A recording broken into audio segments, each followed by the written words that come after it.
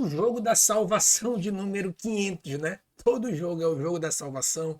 Esse jogo vai, esse jogo se a gente ganhar, a gente volta para o campeonato, né? Enfim, todo jogo é isso. E infelizmente esse jogo não chegou ainda.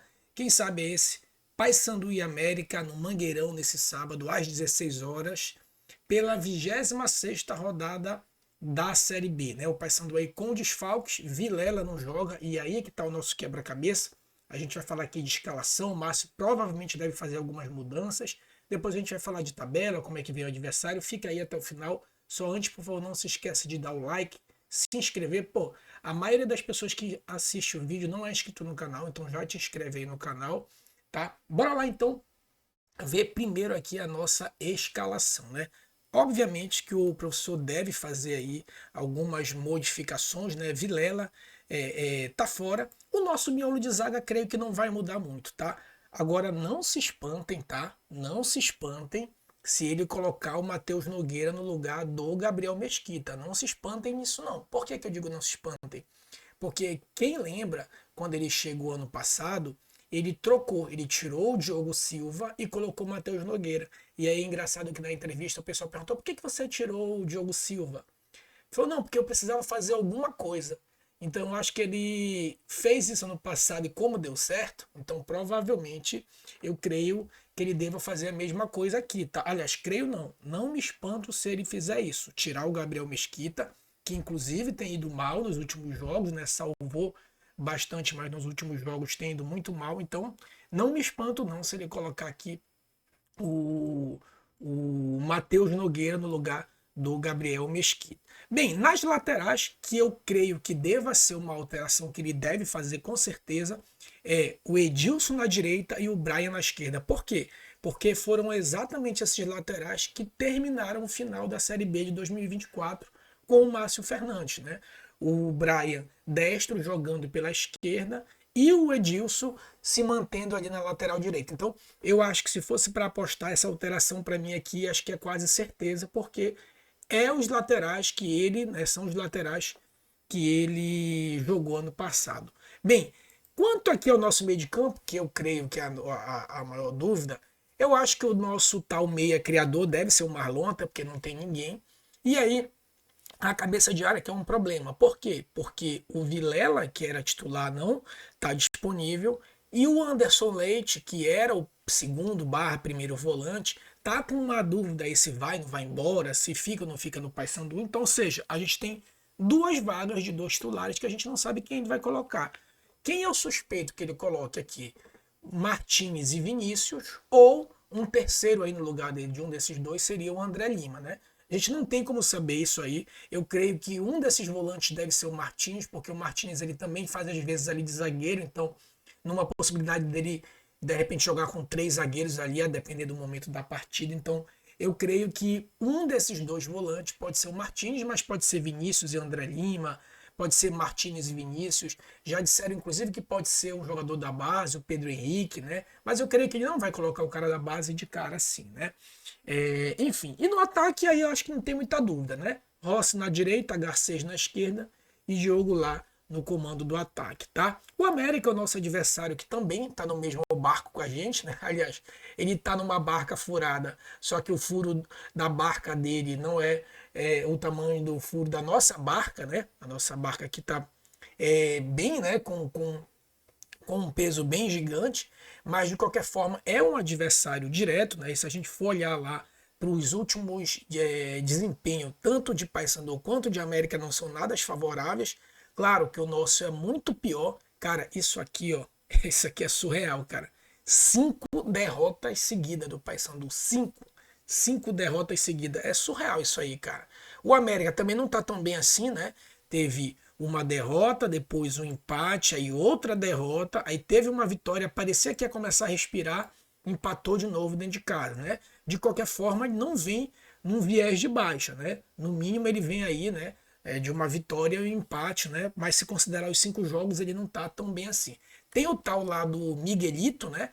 Que é o atacante da Bolívia, que fez até o gol, é um cara bem ciscador. Tem o William Bigode, que não tá jogando lá essas Coca-Colas, mas é um cara muito experiente. E o técnico deles é o Valentim, né? O já conhecido Valentim. É um time que, sinceramente, até com os reforços deu uma melhorada, mas aquilo que eu já falei para vocês, cara, é um time de Série B, tirando 4 ou 5 esse ano, tu tem 15 jogos que tudo pode, 15 times, que quando eles se enfrentarem tudo pode acontecer. Se os líderes, né, Goiás e Curitiba, que se revezam na liderança, ora de vez em quando estão tomando taca de lanterna e vice-lanterna, então esses jogos da Série B, cara, e outra coisa, geralmente, né, embora a gente tenha levado a virada, geralmente quem sai na frente vence, né? A gente já levou 2 viradas, mas como regra geral, quem faz 1-0 é muito difícil ter um placar elástico, coisa rara é ter placar elástico na Série B, né? Quem sabe nesse momento de que é um milagre que a gente precisa, né? É um milagre, é aquilo que a gente sempre fala.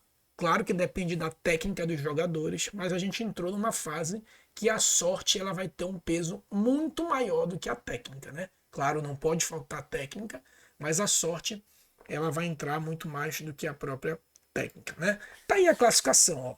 América Mineiro é o primeiro que abre ali a zona de rebaixamento. Então, isso é surreal, né, cara? A gente tá a 7 pontos do porteiro do Z4, né?